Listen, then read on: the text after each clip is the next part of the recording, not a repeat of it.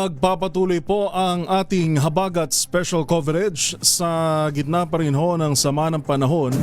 Walang bagyo, ulitin ko, walang bagyo. Pero meron tayong minomonitor na hindi na lang dalawa, kundi 3 low pressure area na posible hong makaapekto sa weather systems natin. Yang hong 2 sa 3 yan ay nasa loob ng Philippine Area of Responsibility na unang nabalitaan natin na pwedeng magsani puwersa. At yung isa naman ho ay nasa labas ng PAR. Maya-maya ay makikibalita tayo sa DOST Pag-asa tungkol ho sa update sa kalagayan ng panahon. Ito naman ho si Yuel Reyes sa pagpapatuloy ng ating habagat special coverage. Labas na tayo ng ating himpilan. RH52 Edniel Parosa kaugnay sa sitwasyon sa Pasig City. Anong sitwasyon? Anong ganap dyan? Edniel Parosa, kamin.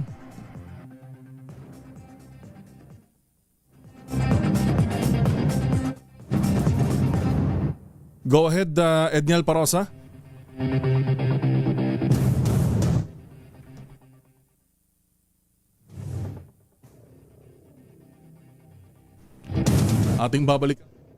Ating babalikan ng linya kay Edniel Parosa. Kasama ho ang Disaster Risk Reduction and Management Office ng Pasig City. At maya-maya makikibalita rin tayo. Commercial break lang tayo saglit maya-maya. At kamustahin naman natin yung mga customer ng Meralco kung ilan yung mga naapektuhan ng power outage. Alam naman ho natin kapag ganitong panahon talagang marami mga lumalaylay na kawad ng kuryente at of course precautionary measure yung pagpuputol ng linya o pagpuputol ng supply rather ng kuryente dahil naman sa mga bahang lugar na naranasan sa iba't ibang mga lugar dito sa Metro at gayon din sa mga karatig probinsya ng Metro Manila. Nandiyan na ba si RH52 Edniel Parosa?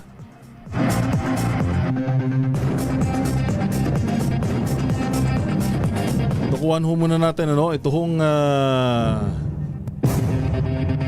mga malalaking balita ho natin. Kanina nakausap ni Miss May Binauhan si Marikina City Mayor Maan Teodoro, gayon din si Mayor Along Malapitan ng Caloocan. Kaya good thing marami ng mga bumabang mga nagsubside na baha, pero dito ho sa Metro Manila gutter deep pa rin yung mga pagbaha. Pero pasok nga muna natin itong report ni Rovic Manuel sapagkat kahapon ho ay matindi yung traffic sa NLEX.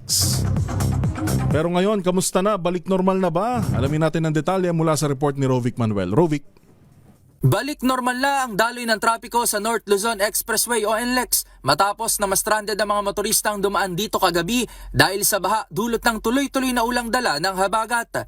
Kaninang alas 8 ng umaga, nagsimula ng mag-abiso ang NLEX Corporation na tuloy-tuloy na ang daloy ng mga sasakyan sa northbound direction mula NLEX Harbor Link Interchange patungong May Kawayan. Bagamat medyo bumigat ang usad sa southbound direction mula May Kawayan patungong Valenzuela Interchange, bunsod na mga nagkaaberyang sasakyan na sumakop ng 2 lane, agad naman na nagsagawa ng retrieval operations dito. As of 10:20 kaninang umaga rin, nanatili ng magaan ang trapiko sa iba't ibang bahagi ng NLEX sa Balintawak, Mindanao, Bukawe, Karuhatan Toll Plaza at May Kawayan northbound. Kabilang na sa mga gumaan ng daloy ang iba pang toll plaza at interchange sa ECTEX at NLEX connectors. Pasado alas 7 kagabi, naglabas ng advisory ang NLEX na hindi na umano madaraanan ng lahat ng uri ng sasakyan ng bahagi ng Balintawak Cloverleaf southbound, Valenzuela Interchange northbound at Paso de Blas southbound at mga toll plaza. Nagresulta ito ng ilang oras na pagkaantala ng biyahe at stranded na mga motorista at biyahero dahil hindi na kinayang makausad sa mistulang ilog na lalim ng baha sa expressway. Sa ngayon, nagpapatuloy pa rin ang traffic update ng NLEX sa kanilang social media accounts para sa mga motorista na daraan dito at nag-abiso rin sa ilang RFID stations na pansamantalang isinara as of 9 a.m. dulot pa rin na masamang panahon. Para sa MBC TV Network News, ito si Rovic Manuel ng DZRH TV. Una sa Pilipinas, una sa Pilipino.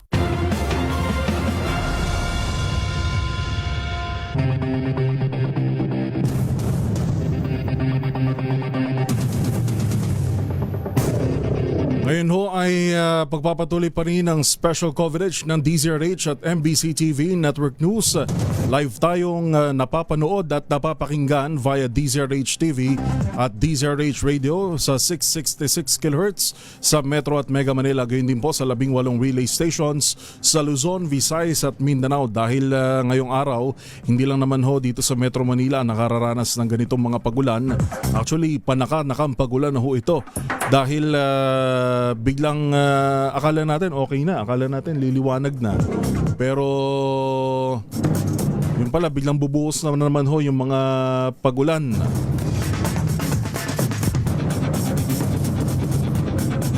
Alamin na natin ang latest mula sa may-ari ng Manila Electric Company, si Manong Joe Saldariaga. Sir Joe, magandang tanghali po. Si Yuel Reyes po ito ng DZRH.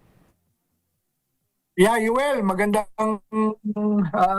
tanghali sa'yo. Medyo pinakabam mo ako dun sa introduction mo. Opo, dahil di na rin talaga bago dahil Manong Joe, kaya ang lagi naming naasahan kapag ganito. At anytime, maraming salamat sir sa pagtanggap ng aming imbitasyon. Lalo na marami nakikinig sa atin ngayon na mga customer ho na Meralco. Sa inyo na po manggaling update sir kung ano ho ang recent developments ho natin. Ito paabot ko lang power situation update as of 11 a.m. Around 107,000 customers pa natin itong affected ng service interruptions. Actually, this was from 167,000 kaninang alas 7 ng umaga. Mostly Metro Manila and may ilan sa Cavite, Bulacan at Rizal. Konti na lang dito sa area ng Laguna, Batangas at Quezon. Kasi problema, Ruel, walang tigil yung buhos ng ulan, no? So, mga more than 90% nitong binubuno natin ay dahilan sa flooded areas. So, yun ang kailangan natin pagtuunan ng pansin. Humihingi tayo ng pag-unawa sa mga kababayan natin, Yuel, na ito naman once we are able to ensure na safe na ibalik yung serbisyo ng kuryente, pag umupa na yung tubig baha din, we will do the mapping up operations para maibalik natin yung supply ng kuryente. Ano po yung estimate natin, Sir Joe, na possible po ba within today maibalik din? Well, depende talaga yan sa pagbaba ng tubig baha, Yuel. No? It's hard to say at this point. We have to, nanguna, make sure safe bago ibalik yung serbisyo ng kuryente. Pag sinabi mong safe, ibig sabihin nun, yung tubig baha ay mababa na.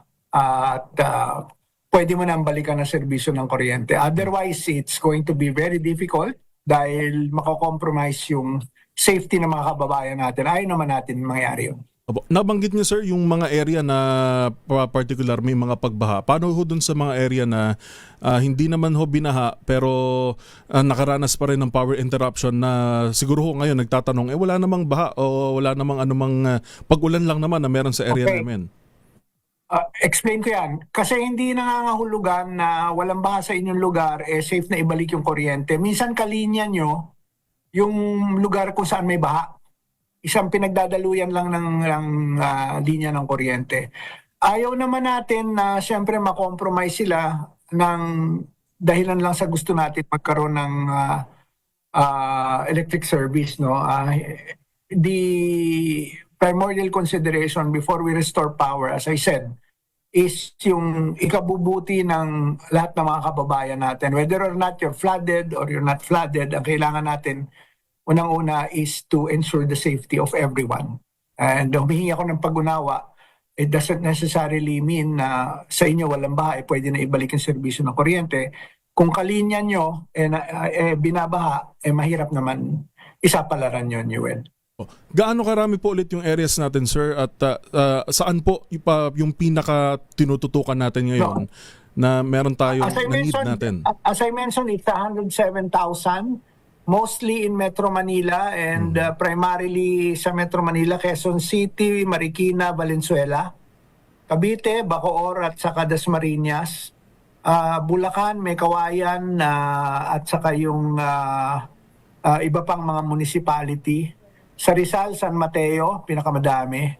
Rizal, At mangilan-ngilan na lang dito sa Laguna, Batangas at Quezon. Mga 90% ng affected areas, as I said, I have the data with me, is sa mga flooded areas and communities.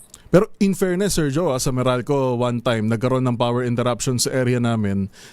Tumawag ako through hotline ng Meralco mismo at wala pang isang oras, dumating yung mismong crew at ayaw pang magpabayad. Sila pa yung tumatanggi na kahit pameriendahin mo, ayaw. Yung mag-aabot kayo o tatanggap sila, i-report nyo sa akin yan kasi in terms of governance, very strict kami dyan. O responsibilidad namin ibalik yung kuryente ng walang compensation because that's already part of what you pay every month sa inyong electric bill.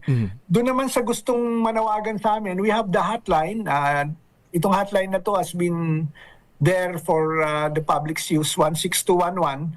Pwede din mag-text sa 0920, babagalan ko ba sa UL 0920. 0920-97-16211. 0917-55-16211. Nandito na rin kami sa social media sa Meralco Facebook at sa X na kilala dati bilang Twitter sa @Meralco. So yun yung mga pwede na mga channels na contact numbers, contact platforms na pwedeng tawagan ng mga customers natin. Barrier, Sir Joe, ano ho yung pinaka nagiging hadlang sa operations ho natin ngayon? Kumpleto naman ho ba tayo sa crew, sa mga gamit natin? Flooding lang talaga, Roel, flooding, yung baha.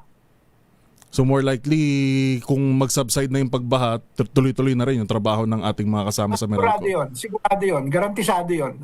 Once humupa na yan, mas mapapabilis na yung restoration efforts namin. Opo. Kung hindi natin ma-estimate yun, Sir Joe, pero in the previous years po, noong mga nakaraang pagbaha at pag-ulan na rin, gaano po usually katagal kapag UL, it's hard to compare. Itong new normal natin, hindi ko na masabi sa'yo Kasi for example, paano kung bumuhos yung ulan mamaya? So setback na naman tayo. So ako ayaw ko muna magbigay ng kahit na anong pronouncement nang hindi ko naiintindihan yung ano yung susunod na mangyayari sa weather patterns natin. Basta we will just keep on communicating the situation as it unfolds, pero hindi talaga ako makakapagbigay ng estimated time of restoration hanggat hindi kumakalma yung weather situation natin. Makulimlim pa rin as we see, no? So it's hard to say. Talagang nakadepende. Tsaka naka-red alert pa rin tayo, Sir Joe. Yes, so hindi mo pa masabi. Kaya nga, every time tatanungin ako, naintindihan ko naman yung mga kababayan natin sa media. So nila malaman, kailan babalik ang kuryente. I'm sad to say, I'm sorry to say, medyo mahihirapan ako. Kasi hindi ko mape-predict kung mag-uulan na naman mamaya. So mase-setback tayo. Ngayon, ang masasabi ko lang, kung tuloy-tuloy nang hindi uulan, bababa na yung tubig baha, then we will be able to go full blast on our restoration operation. So, mihingi ako ng pag-unawa, pag-intindi sa ating mga kababayan, safety first before we do anything in terms of the restoration efforts. Alright. Sir Joe Saldariaga, sir, maraming salamat po at gayon din, ingat po sa mga kasama natin sa Meralco. Salamat po sa inyo. Si Manong Joe Saldariaga, tagapagsalita at ang Vice President ng Manila Electric Company o Meralco. DZRH Special Coverage. Pwede na ba? Balikan natin ang linya kay RH52 Edniel Parosa na latest pa rin ho sa Pasig City. At nire-establish lang natin yung linya, no? Maya-maya ulitin ho natin yung number ng Meralco para sa atin ho mga kababayan na nakikinig sa radyo, nakatutok sa kanilang mga bahay sa pamamagitan ng DZRH TV ay contact ho tayo sa Meralco, maging sa messenger ng Meralco, pwede rin ho kahit sa X o yun hong dating Twitter. Babalik ho tayo at update pa sa ilang mga malalaking sitwasyon kaugnay ng pagbabantay natin sa pag-ulan na dala ng habagat at makikibalita rin tayo sa DOST Pag-asa. Oras natin alas 12:21 ng tanghali.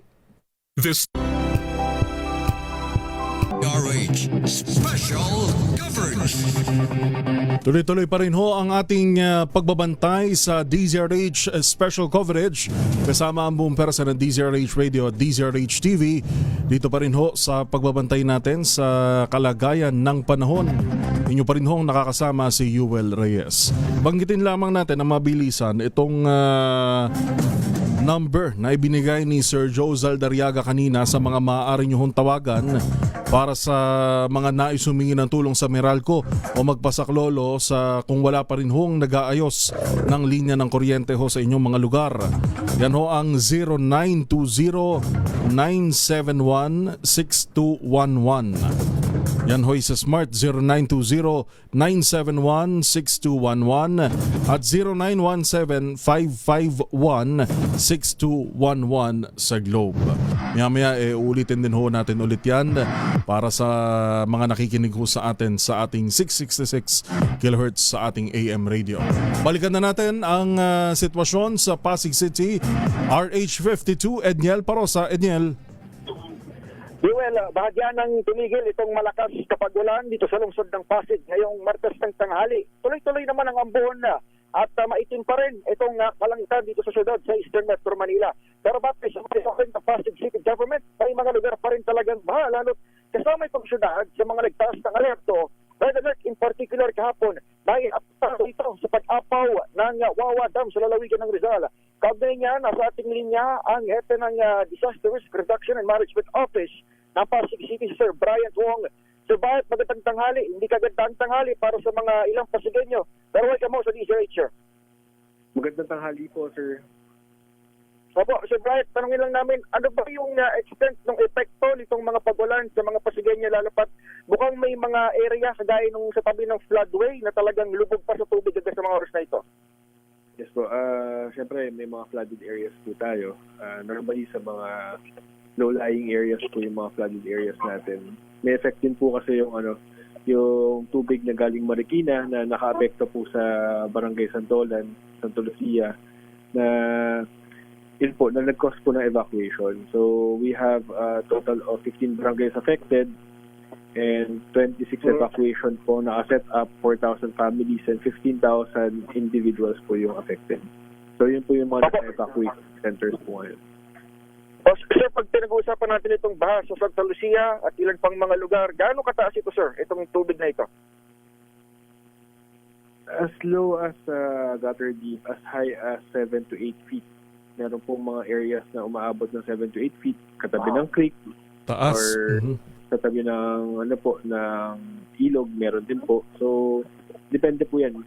Puro normally sa mga laylayan po talaga to. Like sa Santolan, umabot na 4 feet, pero ngayon nag-subside na po. At dahil bumaba na yung tubig from 18 meters sa Santo Niño, Marikina, pupunta 16 meters ngayon eh. So almost 2 meters po yung pa. Sir, bago ko lang... Opo. So bago ko lang ipasa sa ating anchor si Yuel Reyes, ang last na lang siguro on my end. Kanina kausap natin yung Eastern Police District at binabanggit nila wala namang reported missing so far dito sa Pasig. Tama ho ba? May mga casualty na ho ba tayong naiulat? No reported casualty, no reported missing po. As of the moment. Pero syempre yun yung pinaka-aim natin, diba? Na wala pong missing, wala pong ano. Kaya po nagpa-implement kahapon po si Mayor Vico. Right now, naka-standby din po siya dito sa incident command post namin sa Red Training Center. At yung mga ibang konsehal, sila Vice Mayor, naka-standby din po. At they make sure na mag-force evacuation tayo rather than mag-rescue tayo na possible may masaktan o may casualty pa, diba? So, Tama. Yuel, si Sir Brian Wong, ang DRRMO Chief ng Pasig.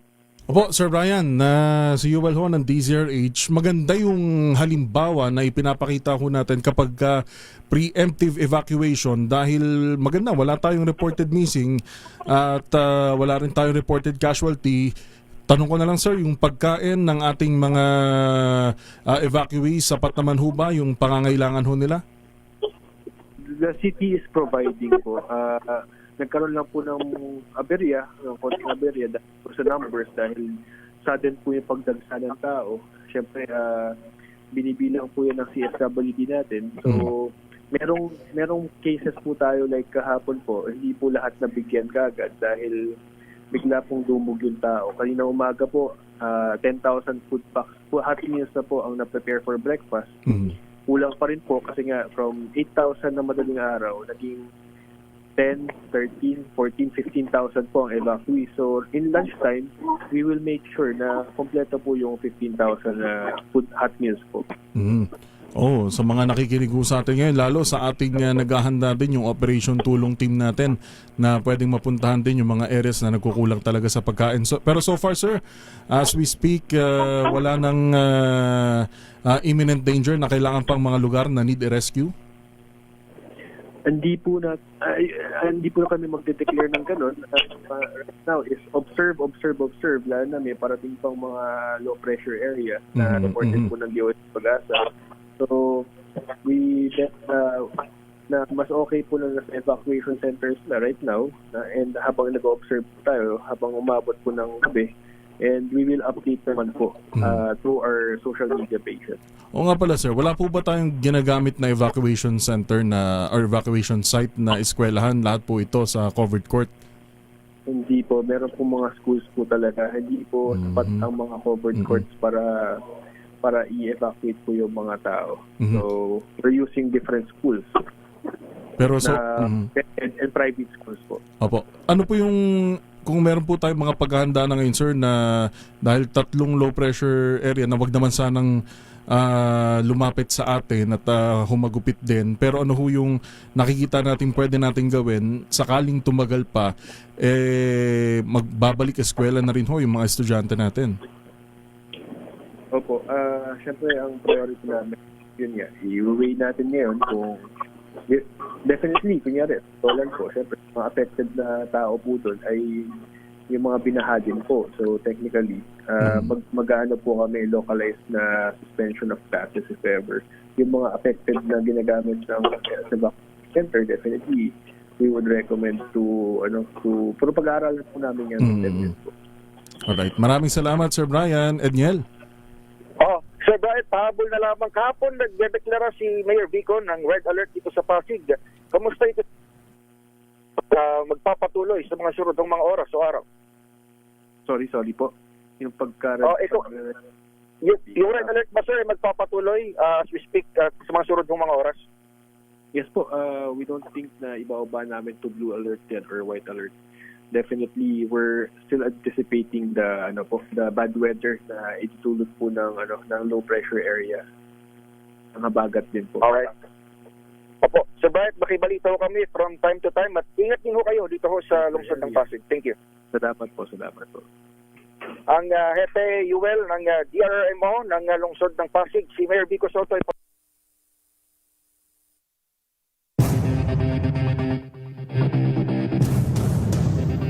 Naputol ang ating linya kay Edniel Parosa pero anyways pa-extra na rin naman na no. At napakinggan din natin si Sir Brian Wong ang DRRMO head ng Pasig City. Samantala, dako naman ho tayo sa mula Pasig. Baba tayo sa Southern Metro Manila. Mahigit sa 800 katao naman ang inilikas dito ho sa Pasay City dahil sa pagbaha pa rin. Detalye ng balita, RH15, Giselle Ricafort. Giselle. Yuel, patuloy sa paglilikas ng mga residente ang lokal na pamahalaan ng Pasay dahil nga sa pagbaha na dulot ng walang patid na pag-ulan. Ayon sa LGU, 821 katao o 228 pamilya ang dinala sa mga evacuation center mula sa iba't ibang apektong barangay. 70 pamilya na mula sa barangay 157 at barangay 162 hanggang 165 yung nanunuluyan muna ngayon sa Apelo Cruz Elementary School. Ilan naman sa mga residente sa barangay 183 yung isinakay na sa bangka kabilang yung ilang mga bata para dalhin na muna sa mga evacuation centers. Sa Mulawin Street, barangay 182 hanggang Bewang yung baha, gayon din sa ilang bahagi ng barangay 180 sa lungsod. Hindi naman napasabol yung Protasio Street dahil sa ni-level na pagbaha at hindi na rin madaanan ng mga light vehicle at domestic road sa barangay 191 dahil sa gutter level na pagbaha. Sa ngayon, tumila na yung malakas na ulan sa kinaroroonan natin na naiya dito sa Pasay City pero makulimlim pa rin ang lagay ng panahon. Ito si Giselle Ricaport para sa DZRH, una sa Pilipinas, una sa Pilipino. Maraming salamat, Giselle Ricafort. DZRH Special Coverage. DZRH Special Coverage.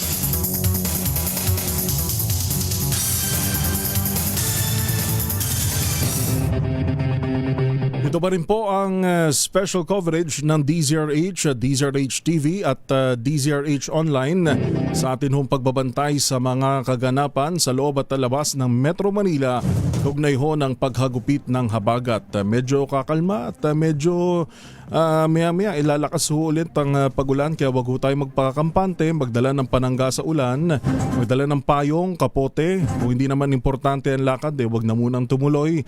At sa mga ngahas pa rin, sa mga nasumuong sa baha ang inyong mga sasakyan, ingat-ingat ho kung hindi naman mahalaga yung pupuntahan, mahalagang maipagpaliban muna. Samantala, kamustahin naman natin ang 6th District ng Bulacan, sapagkat dyan ho sa Bulacan, marami rin ho palang mga kababayan tayo ang apektado ng pagbaha dahil ho sa walang tigil na pagulan, gayon din ang pagpapakawala ng tubig ng may dam din dyan na nagpakawala rin ng tubig, at marami mga residente sa atin ang inilikas. Kasama na natin si Kong Ador Pleito ng 6th District ng Bulacan. Ka-Ador, magandang maulang tanghali po. Si Yuel Reyes po ito ng DZRH. Loel. Opo, Kong. Opo. Opo. Magandang hapon po. Saka lahat po ng nanonood nakikinig sa DZRH. Good afternoon po sa inyong lahat. Opo. Kong, as we speak now, kamusta po ang sitwasyon po sa inyong lugar? Medyo maulan pa ho ba?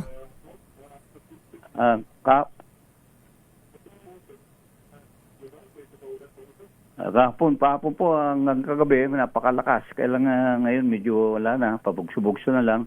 At sa kasalukuyan, umabot po sa kabuang mga 818 pamilya o 2,500 individuals mula sa 16 na barangay dito sa ika-6 distrito sa kabupan ng bayan ng Angat, Norsagaray at Santa Maria. Yun namang mga aking mga mayors dito na napakasipag na umiikot din at tayo umikot din at tayo yung ating Angat River lalo ang aking binabantayan sa yung Santa Maria River di sa aking bayan sa Santa Maria. Ang normal kasi naman talaga sa Angat River 210 at ang spilling level 212. Ngayon kanina umaga 193.6, kaya malayo pa naman po ang level ng taas ng tubig dito sa Angat. At kasi para malaman po ng ating kababayan yung flow ng tubig, kasi nagtatanong sila tungkol sa Marikina River, ang Pasig River at saka yung Angat River, Santa Maria River. Iba po. Dito ho sa amin sa Angat River, yung tinatawag natin Angat River kasi umpisa sa Ipo Dam, nasa Norsagaray po yon, pababa dito sa Angat, bayan ng Angat, tutuloy po dito sa Bustos. Yung Ipo, Bustos, Pulilan, Baliwag, Kalumpit, Hagonoy, tuloy po ng Manila Bay. Ganoon ang flow. At saka yung Marikina, nami-misinterpret nila pag tumaas ng tubig ng Marikina, akala nila dahil dito sa Ipo Dam. Hindi po. Ang Marikina River naman po kasi, yung river system, kasi na-assign po ako dyan na matagal. Nung ako nasa public works po, 70, matagal ng panahon. At yan yung Marikina River at yung Montalban, nanggagaling ang tubig doon, papunta sa yung Marikina River system natin, papunta sa Pasig River, tuloy na po ito agad sa Manila Bay. Opo. Ganun po ang flow ng ating... Sa kasalukuyan naman po ay dahil sa habagat ay nananawagan na lang po tayo sa ating mga kababayan sa 6th District. Opo. Na alam ko na aking mga mayors naman ay gumagalaw talaga, mga local government units na nandyan lahat sila. Ay yung karamihan naman kasi ang tinamaan lang po dito, mapalad po kami, mataas ang aming lugar. Yun lang mga sa tabi o gilid ng mga ilog, gaya ng Santa Maria River, yung lahat ng tubig na nanggagaling sa taas ng bundok sa San Jose, papunta rito sa ilog mula sa siyudad ng San Jose, tutuloy po dito sa Santa Maria River namin. At iba naman po yung sa Angat River na sinabi ko na kanina, tutuloy po ito papunta sa Hagonoy, labas ng Manila Bay. Opo, kamusta naman kung yung pangangailangan ng mga kababayan ho natin? Ang 6th District, kinabibilangan po ng Angat, Norzagaray, Santa Maria, ano-ano po yung mga At tuloy-tuloy pa naman po at kami ay nakapagpadala na rin ng mga relief goods namin, mga bigas, canned goods, saka tubig na malinis na tubig na inumin nila. Tuloy-tuloy po ito at ako mismo nagpunta nga ron at tinignan ko rin yung mga tulay namin at mas concerned ako sa mga bridges namin pag ganito na mataas ng tubig. At yan naman po ay kasama ko kanina yung kapitan ng Bagbagin dito sa Santa Maria. Nagpamigay kami doon ng mga relief goods. Ganun din po dito sa ibang lugar sa Angat, Norzagaray. Opo. At yung mga si Mayor Hermar, siya mismo ang nag-asikaso dyan sa Ipo. Kasi sa Ipo Dam, mayroong lugar doon na hindi kami makapunta ngayon dahil sa malakas, mataas, mahirap tumawid pa yung Sapang Munti sa Sapang Anginan. Opo. Dito sa San Mateo. Mahirap tumawid at nangangailangan na rin ng gamot. Sabi ni Mayor Hermar, okay naman, okay lang sila, may kompleto sila ng gamot na pamimigay nila bukas pag bumababa ng tubig. Mga gaano karami pa po kung yung mga lugar na aabutin pa ho natin, kasama na ho yung nabanggit nyo na lubog pa rin dun sa hindi natin matawid dahil baha talaga. Nag-subside na, kasi karamihan nag-subside na, mga evacuation centers namin po dito, evacuation center close na, sarado na. Wala na po sila sa mga evacuation center.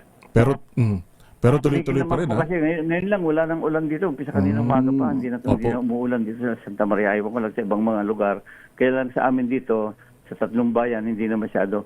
Pabugso-bugso lang, paminsan-minsan na lang, hindi gaya kahapon hanggang gabi. Opo. Panghuli na lang kong mensahe po natin sa mga kababayan natin, lalo na po sa mga kababayan nating apektado dyan ho sa ika-6 na distrito ng Bulacan. Salamat, Loel. At ako'y nananawagan sa ating mga kababayan na mapagmatyag at nakahanda dapat. At sumunod po tayo sa mga utos at tagubilin ng mga otoridad para sa kaligtasan ng lahat. Salamat po at magandang hapon, Loel. Thank you very much, DCRH. Maraming salamat po, Kong Ador Pleito ng 6th District ng Bulacan.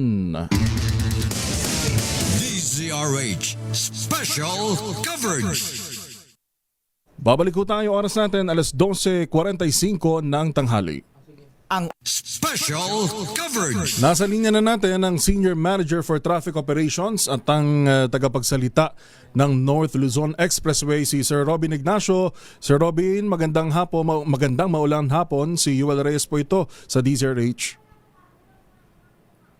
Sir Yuel, magandang hapon din po sa ating mga taga-subaybay ng DZRH. Apo. Sir Robin, kamusta ho ang monitoring natin ngayon sa NLEX? Ako, sa mga oras na to, wala naman po tayong monitor na o itatala na mga flooded areas o kahit water pumping man lang dito sa kahabaan po ng NLEX at maging dito sa SCTEX. At yung ating traffic po ay fast moving po sa lahat po ng areas kayo. Nabalitaan namin kagabi, sir, meron pang parang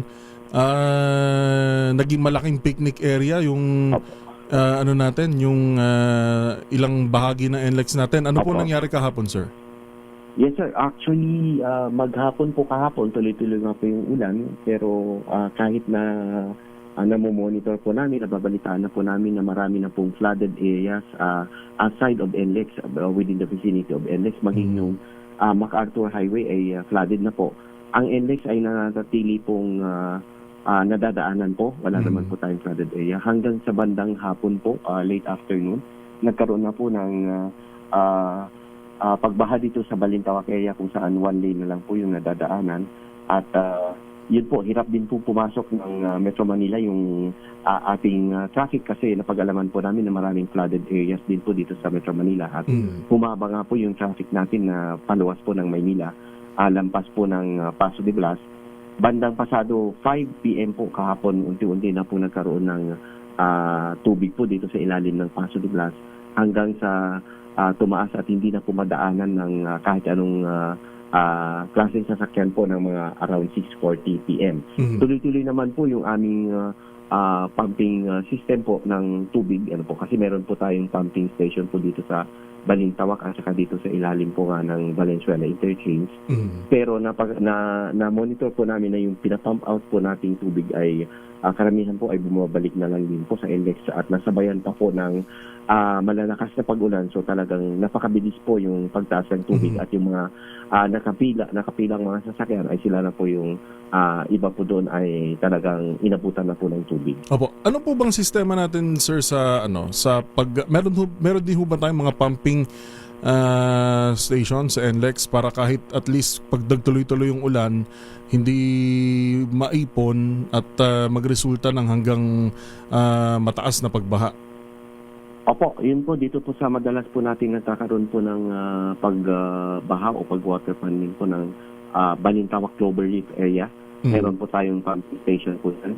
Ganun doon sa area po ng ilalim ng Paso de Blas dito sa may Valenzuela Interchange po.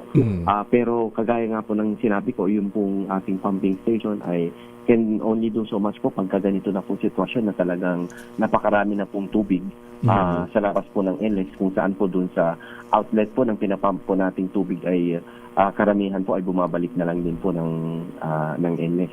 Dahil talagang una po talaga na flooded na po yung mga areas around NLEX bago pa po nag-build up dito sa loob. Opo. Pero ano naging cost, sir, kagabi? Hindi po ba gumana yung mga pumping station natin or nagkaroon lang ng mga pagbara?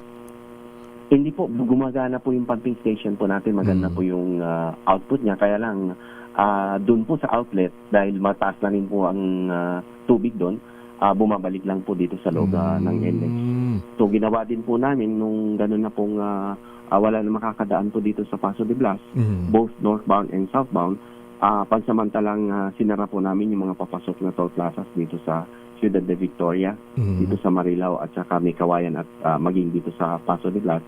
At doon po sa bago mag-Bukawi interchange, inarang na po natin yung traffic po doon at pinapalabas na po ng interchange para po hindi na makadagdag dito sa area. Nagbukas na rin po kami ng mga U-turn para po yung mga nandun na mga sasakyan na naipit ay pwede pong bumalik po sila doon sa like for example yung galing Metro Manila, pabalik din po ng Metro Manila. At ganun din po sa may Kawayan area, nagbukas din po kami ng 2 U-turn para makabalik po yung mga sasakyan. Opo. Panghuli na. Nagbigay din po kami ng mga tubig at saka biscuit para po doon sa mga ibang stranded, pero sa sobrang dami po nila, hindi na po natin nabigyan lahat po yung stranded. Opo. Panghuli na lang, sir, sa towing ho natin, libre ho ba magpa-tow sa NLEX kung sakaling masiraan o matirikan ng sasakyan? Yun ang ginawa po namin ngayon, yung mga inabutan po ng baha, pero yun pong pag normal po na natin ay yun pong natuto na motorista at nagsisettle o nagbabayad po ng towing fee po directly doon sa aming service provider po. Pero ito yung mga naapektuhan po dito sa Paso de Blas, yun po libre po na natin for free sa labas po. Alright. Sir Robin, maraming salamat po at makikibalita po kami from time to time. Ingat din po kayo. Yes po. Magandang hapon po. Maraming salamat po. Sir Robin Ignacio, ang Senior Manager for Traffic Operations ng NLEX. DZRH Special Coverage.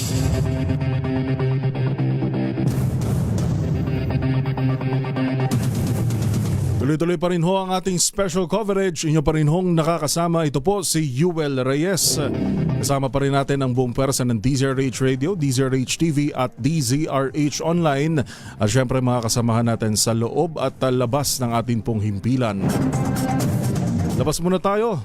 Alamin natin ang sitwasyon sa lungsod ng Maynila sapagkat nag-inspection daw po sa mga evacuation center si Manila Mayor Yorme Isko Moreno Dumagoso. Detalye ng balita, RH29, Boy Gonzales. Boy.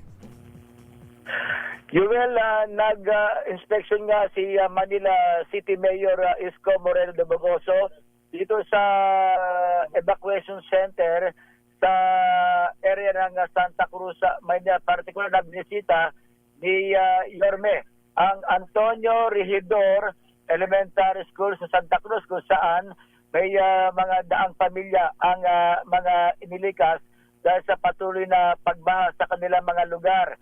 Ayon kay Manila Disaster Risk Reduction and Management Office at Department of Social Welfare Director ay J. Reyes de la Puente, 842 na pamilya ang inilikas dahil sa mga pagbaha sa sama ng panahon.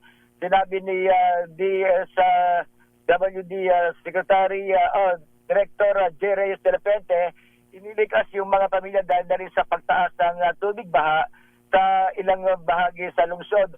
Nasa 2,889 na individual ang nanatili sa mga evacuation center. 22 evacuation center ang inilaan ng LGU, mga sports complex, barangay hall, pampublikong paaralan at mga multi-purpose hall, covered court at sports complex. Karamihan sa mga inilikas ay mga nakatira sa gilid ng estero at ilog Pasig, malapit sa baybayin naman ng Manila Bay.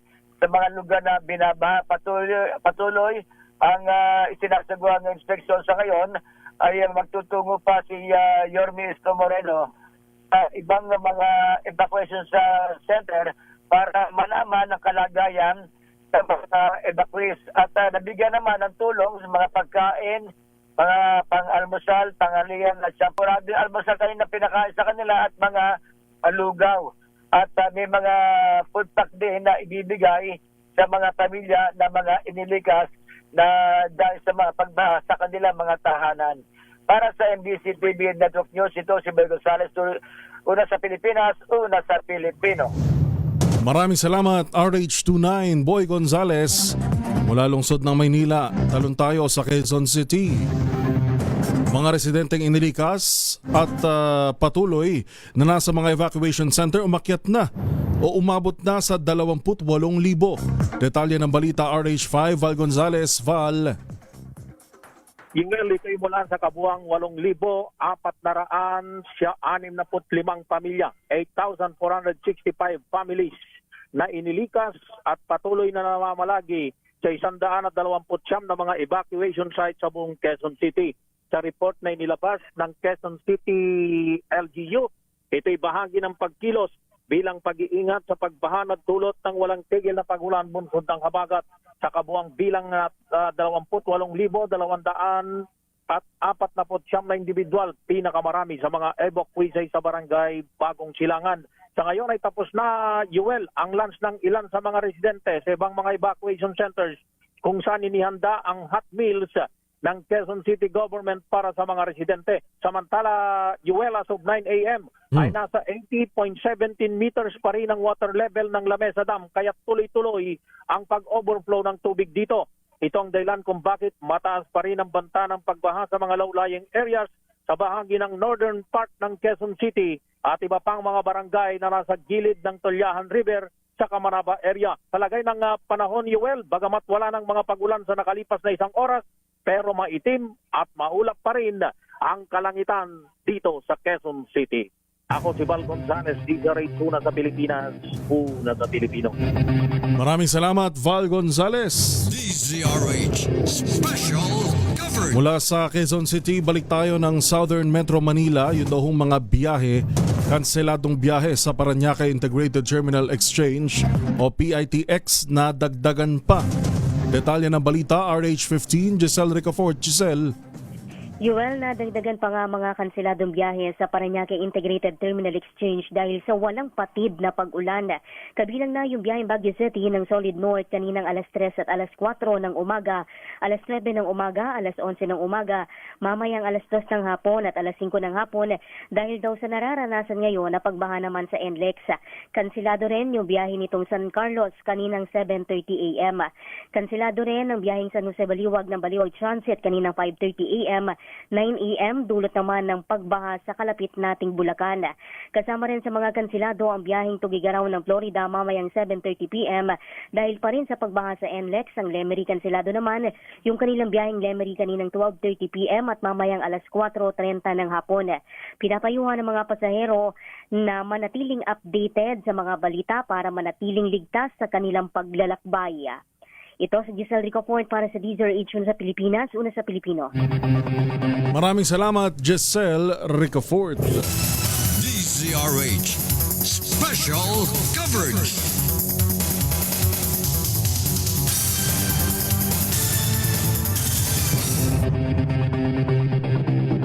Yan ho ang ating habagat special coverage para sa oras na ito. Magtutuloy-tuloy pa ho ito hanggang hanggang sa patuloy ang ating monitoring sa mga evacuation center sa pangangailangan lalo na ng ating mga kababayan na baka may mga kailangan pa rin hong i-rescue.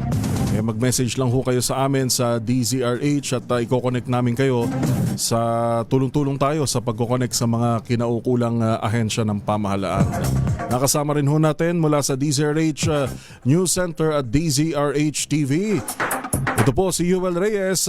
Susunod pa rin ho ang habagat special coverage. Tuloy-tuloy pa rin ho ang ating pagbabantay. Walang bagyo at mamaya nga makibalita tayo sa DOST Pag-asa. Oras natin 1:01 ng hapon.